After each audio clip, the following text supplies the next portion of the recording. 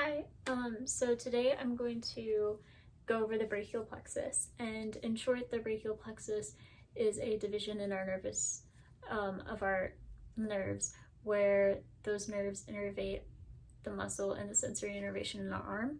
But today we're going to go more in depth in that. So to begin, the brachial plexus includes the roots C5 through T1 from our spinal cord.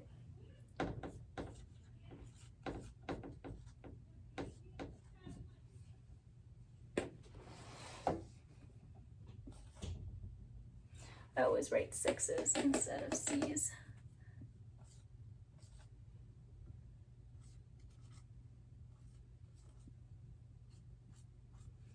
And those are going to be our roots. Now these roots come together to form trunks.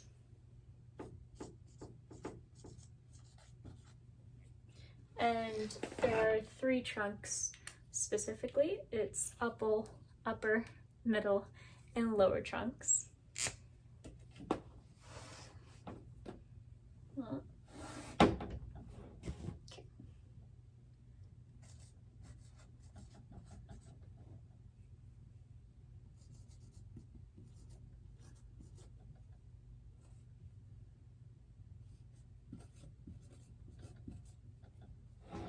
So the C5 and C6 come together to form the upper trunk.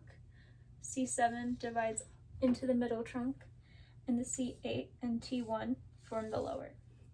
Now I think it's important to note that before these roots even form the trunks, there are nerves that come off of them. So for example, the dorsal scapular nerve is going to come off of the C5 root.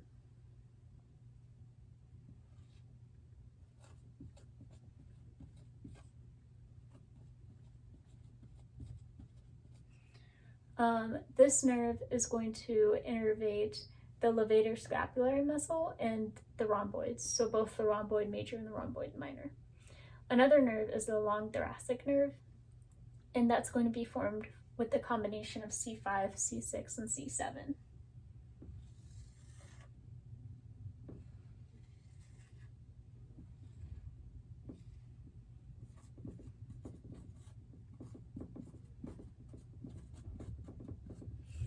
So the long thoracic nerve is going to innervate the serratus anterior. Now, once the trunks have formed, there are two nerves that come off of the upper trunk, and that's going to be the suprascapular nerve. And that's going to innervate the supraspinatus muscle as well as the infraspinatus muscle. The other nerve is the nerve to subclavius, and that's going to innervate the subclavius muscle.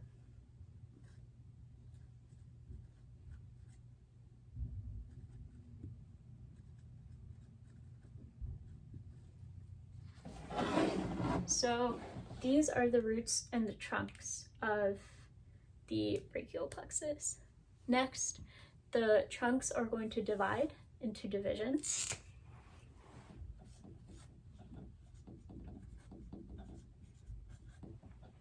So this is where each trunk divides into anterior and posterior. So essentially this just describes how those portions run in our arm.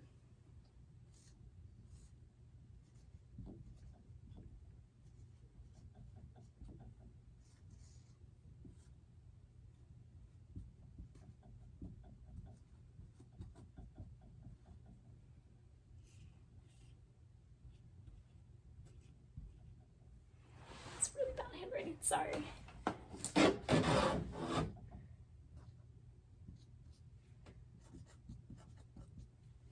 Okay, and I think one other thing that's important to note is that once at the point where trunks form divisions, there's kind of a line. And this is where it kind of describes where the brachial plexus is in our body. So this line represents the clavicle, and the roots and the trunks are going to be supraclavicular. and that means it's above our clavicle. Everything to the left now, everything that we talk about from the divisions onwards, is going to be infraclavicular, and this just means that it's running below our clavicle. So from the divisions come together to form chords, 3 chords specifically. You have the lateral chord, the posterior chord, and the medial chord.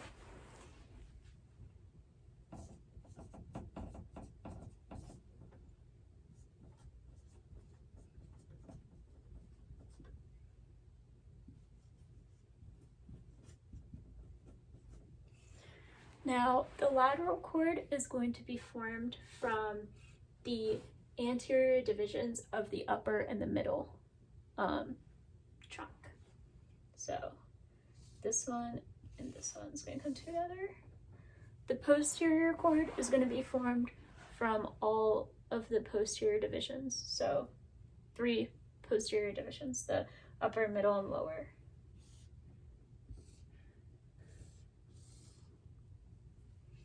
And then the medial chord is going to be formed from the anterior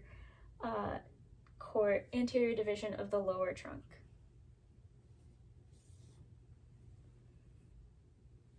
Okay, so to begin with the chords, the lateral chord gives off the lateral pectoral nerve.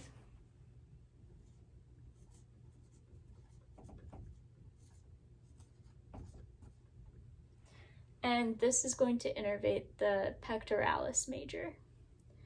The posterior chord is going to give off 3 nerves: the upper subscapular nerve, the lower subscapular nerve, and the thoracodorsal nerve.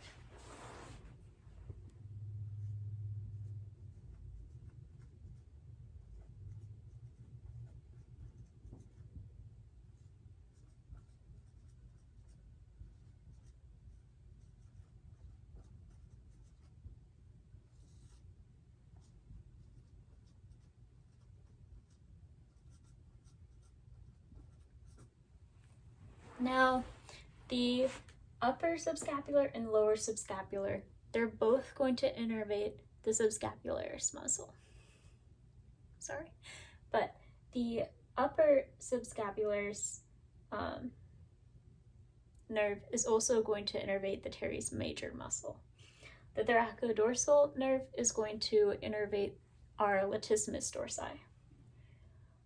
Next, you have the medial cord, and the medial cord also gives off 3 nerves, and they are the medial pectoral nerve, the medial brachial cutaneous nerve, and the medial antebrachial cutaneous nerve.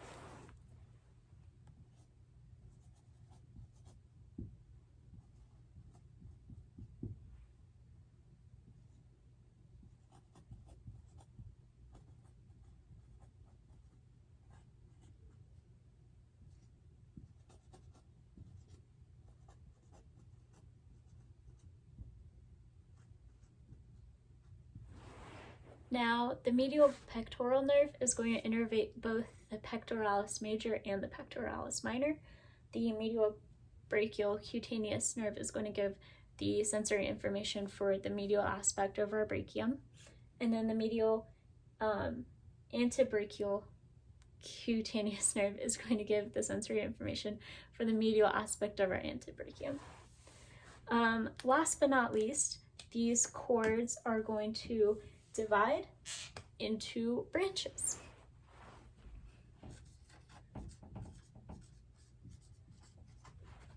Now, there are 5 branches.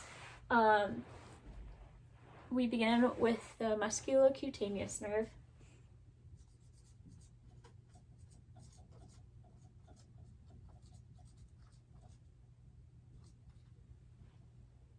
the axillary,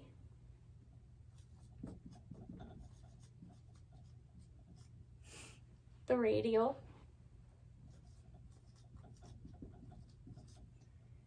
the median,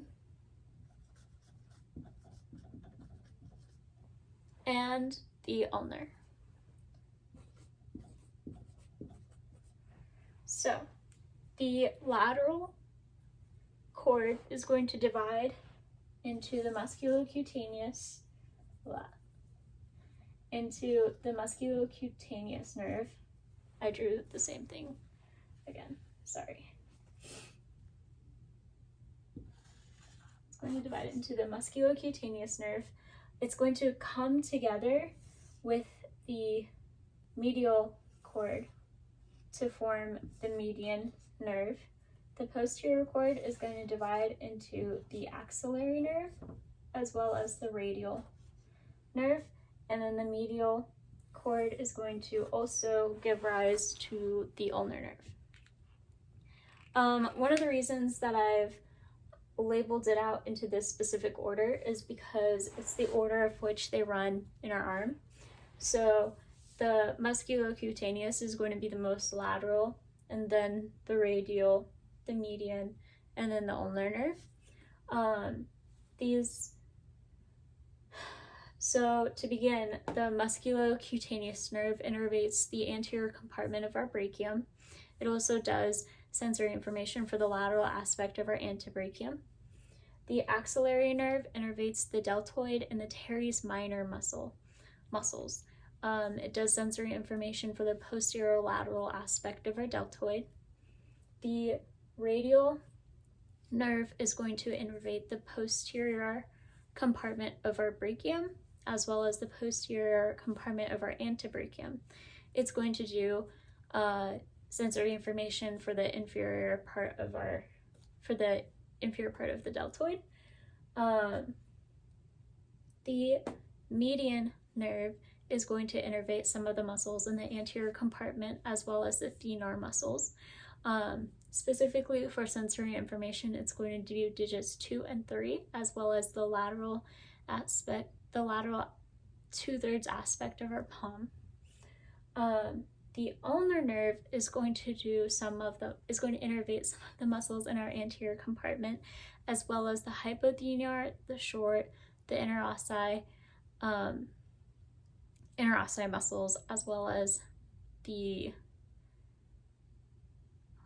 adductor muscle in our manus, in our hand. For sensory information, it's going to do the anterior as well as the posterior aspect, 1/3 aspect of our hand. So this is my brachial plexus. I apologize for the handwriting or if you can't read anything, but yeah, thank you.